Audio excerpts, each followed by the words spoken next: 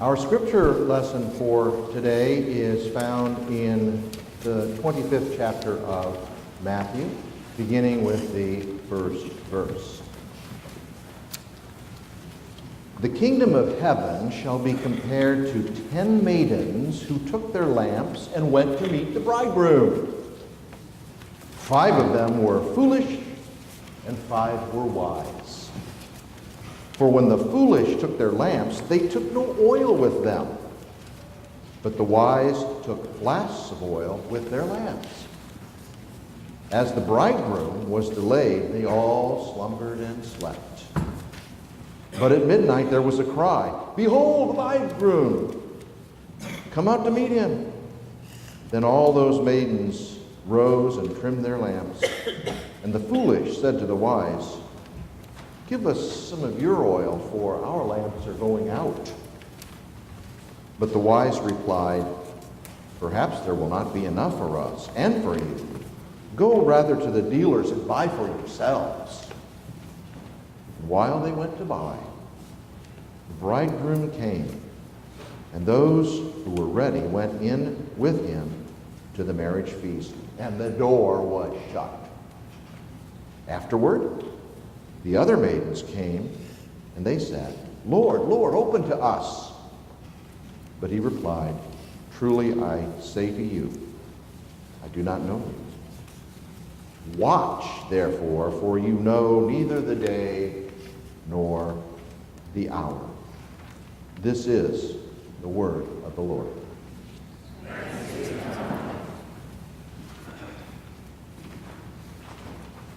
I was probably about 12 years old, and at that time I wasn't really able, according to my parents and grandparents, to see any movies that were not Disney movies, right? If it wasn't a Disney movie, it probably was not rated properly, even though they didn't rate movies. And I remember to this day watching Pollyanna and seeing Carl Malden, who is a very esteemed American actor, and he was the preacher in the small town that Pollyanna lived in. And he said in a stentorian voice, "Death comes unexpectedly." People were shuddering in the pews. And he did it again. "Death comes unexpectedly." And the people at church were terrified. Well, I guess we get the point. You just never know when something dreadful and awful will happen to you. And I think the Christian church has gotten a lot of mileage out of this fear tactic, right? Better watch out, better not shout, better not cry. I'm telling you why. Jesus is coming to town. And my favorite bumper sticker that I've seen recently says, "Jesus is coming, look busy."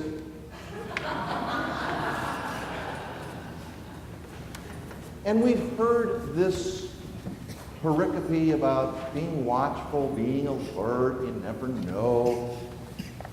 Death does come unexpectedly. I mean, I guess if we were expecting it, we'd probably do things a little differently and probably live our lives a little differently. And it's quite true. Jesus is coming. The end is near for all of us. But I'd like to take this passage in a different direction. And I get my main idea from the Dalai Lama. He wrote a book called The Secret to Happiness. I think our problem is not that we're not cognizant of the fact that we're going to die. I think we all know that. We don't know when it will come. I think when grace and the blessings and the joy of this great life that God has given us comes, we're not ready for it. One of the things psychologists are telling us is that happiness is a great virtue. You have the right to be happy. You should be happy. And the Dalai Lama says, if you're not happy, you're probably not going to be of too much good for everybody else. That happiness is something that we're allowed to cultivate for ourselves. Jesus the Christ says, I have come that you might have joy and that you might have it abundantly. He didn't come and say, I want you all to be miserable, and be sure and take a monitor of yourself and ask yourself the question, am I suffering enough?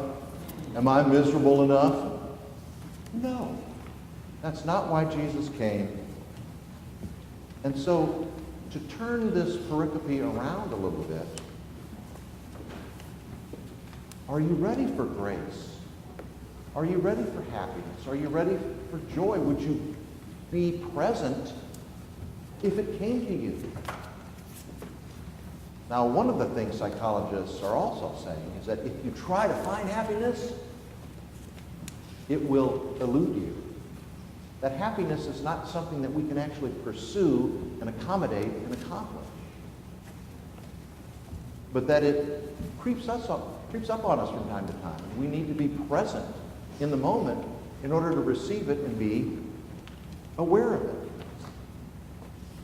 And so I'm going to hawk the same word that psychologists are now touting: mindfulness, awareness.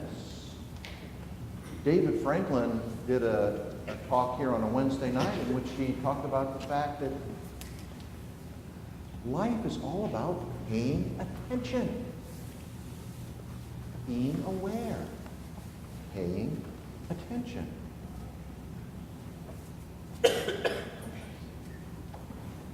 Have you missed some opportunities at happiness, at joy? I sure have.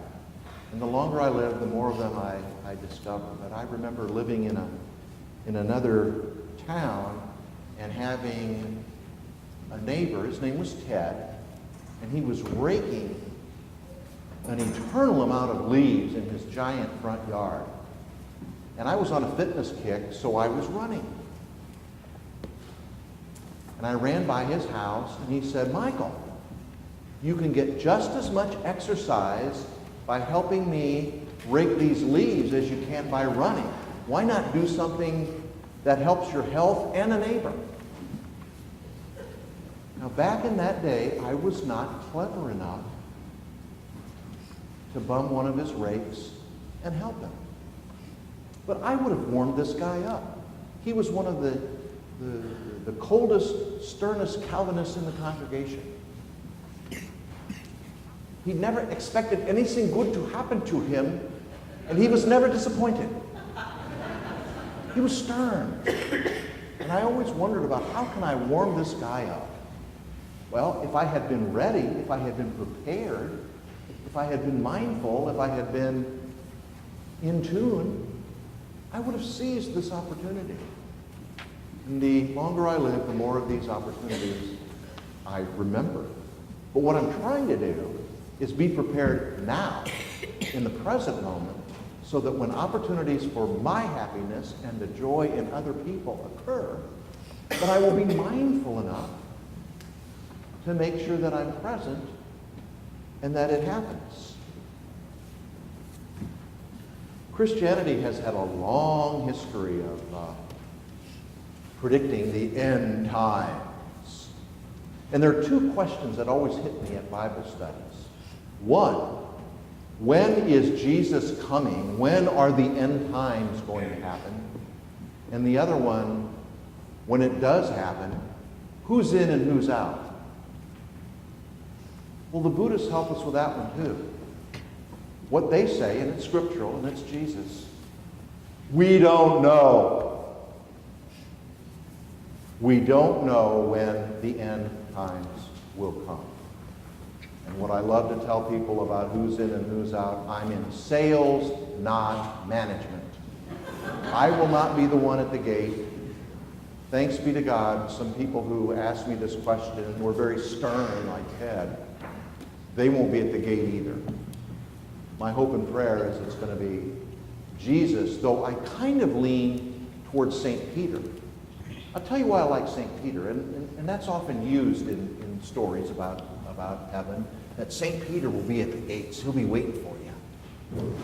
I kind of like him as the guy at the gate because I'm sure he's got a low bar. Remember him? He cut off the ear of one of the servants who were going to arrest Jesus. He said, "Lord, I'll never betray you. I'll never do anything wrong." And he always had a big mouth, but what he did never quite matched what he said. So I'm hoping for St. Peter. But Jesus would be cool too. But thankfully, it won't be Hal Lindsey or William Miller or one of those guys. You know, the Jehovah Witnesses have mispredicted the end of the world 5 times. Adventists are a little better. They only mispredicted it once. And of course, Hal Lindsey mispredicted it many times. And there are people in our kingdom that would like us to believe that they have the answers to the end times. But if you're in the present moment, if you're living in the now, and you're expecting happiness, you're anticipating joy, you're expecting a miracle, or you're expecting a time when you could actually help someone, you won't have to worry about when the end times come.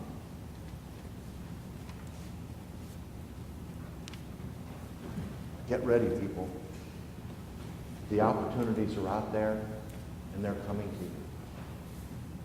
If you want to be a faithful Christian, begin your day with this dangerous prayer. Lord, send me someone I can minister to today. Lord, send me someone I can help today. Let me do some good for your kingdom today.